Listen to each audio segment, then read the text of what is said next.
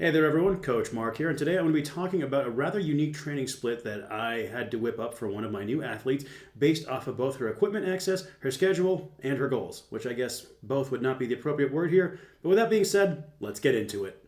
The big thesis of this video today is understanding that the athlete adapts to the training, but it is also very important that the training adapt to the athlete. With any sort of training, regardless of whether it be for a Strongwoman athlete or just general training, bodybuilding, powerlifting, the number one priority is looking at the desired outcomes. We want to look at what it is we're trying to develop for this individual, the relevant physical attributes, and then from there we work backwards and we decide on movement patterns, implements, and training schedule. So here are the rather unique situations I was dealing with as far as this athlete goes. Based off of what she was telling me, 2 days a week would be body weight work, dumbbells, bands, and med balls. 1 day a week we had access to barbells and cable machines, and then 1 day a week would be Strongman implement access. And then we also see here on the second side, that is the sort of schedule we would have to work with. So based off of this, normally when I train someone 4 days a week, I like 2 times upper lower split. It's very classic, very reliable, it works. However, in her situation, dumbbell only, that meant strength development on lower body days would run into a bottleneck very quickly. You simply can't train max effort lower body with dumbbells. A goblet squat is a terrible max effort lower exercise, for example.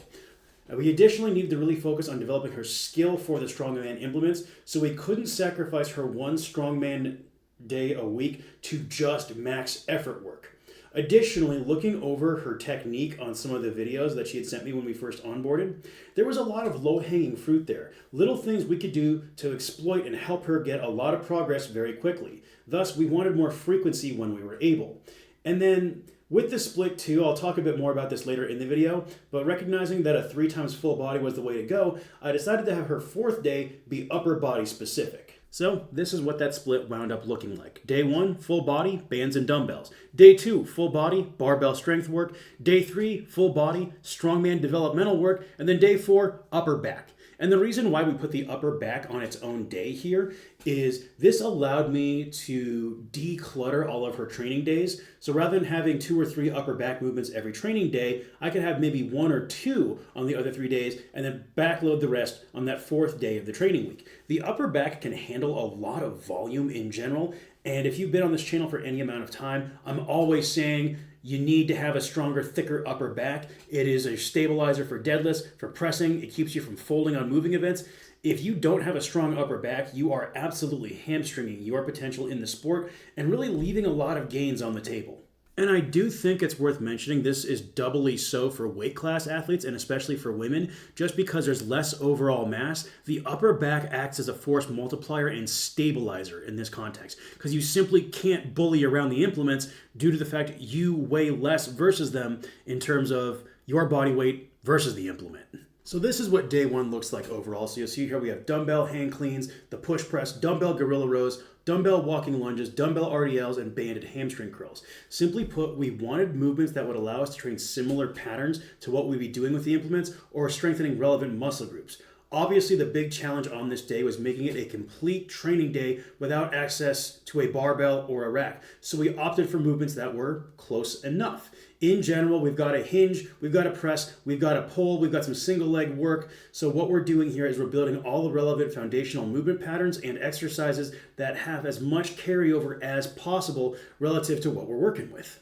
Now, as far as day 2 goes, this was our full body kind of general barbell strengthening work. A pause dip drive push press was the first movement here. This is simply one of the best variations you can train for any sort of overhead event for maximum carryover. It's going to improve your rack position. It's going to improve your dip drive timing and your dip drive depth. A lot of people are dipping way too low, especially if you are coming from a more athletic training background in my observation. And then from there, we're doing a trap bar deadlift because that is specific to her show. The barbell row is going to improve her performance on loading event picks as well as overall back strength. Then from there, a dumbbell incline is an excellent supplemental pressing movement. I've talked at length about the 40-degree incline being one of the best builders for long-term pressing power, and it's also very easy on the low back, which after both deadlifts and bent over rows, we want to be mindful of. Then we top the day off with Lou raises and tricep press downs for shoulder stability, as well as overall tricep strength and size. Now, day 3, this was Strongwoman specific. This is the day that we had implement access. Big thing is the axle clean and press, because that's coming up in her show. And as I said, this was where we wanted to exploit a lot of low-hanging fruit. So we wanted to spend more energy on her clean phase here, as on the second day, we're getting a lot of press work in by that pause, dip, drive, push press, for example. So here it's simply getting familiar with how the axle handles on the clean. A continental clean is not the same thing as a barbell. They move very differently. Additionally, a little more press of the axle, never a bad thing. Then we moved into snatch grip high pulls, which are going to build that explosive triple extension for immense carryover to loading and moving events, because we're also hitting the upper back, which, as you know, needs to be strong for this sport. When you do that snatch grip high pull and you come down rather than just drop it, you're absorbing that impact and that recoil, which comes in really handy on something like a yoke run when the implement decides to start wobbling on you, or if, for example, you're doing farmer's walk and the handles start swaying a little bit, stuff like the dumbbell hand cleans and snatch grip high pulls get you used to absorbing that force that's being generated. Paused back squats are here just to build tolerance to heavy loading through the upper back, the neck, the low back. I mean, it's just one of those things where they're uncomfortable, they're challenging, but they're very valuable. They're also going to build incredible leg and hip strength. We should all be doing more paused back squats.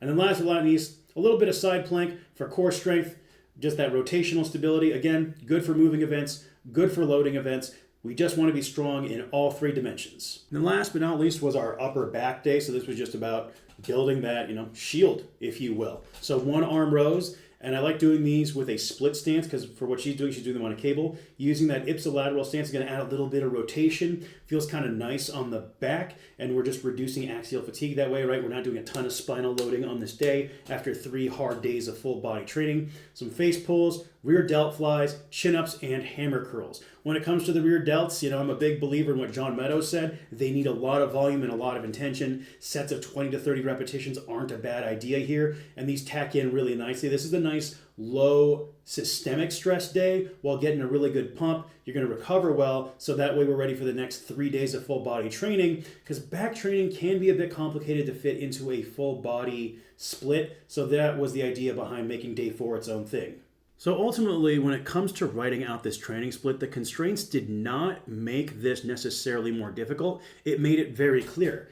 I had to be mindful of exercise selection. Rather than just using a base template, we worked backwards from the necessary physical attributes that needed to be developed, and we found things that were close enough. A movement that has 70% transference but is attacked with 100% intention is going to be far more valuable than a movement that has 90% transference, but you only really take it with maybe 60% intention. Intention over implements when in doubt.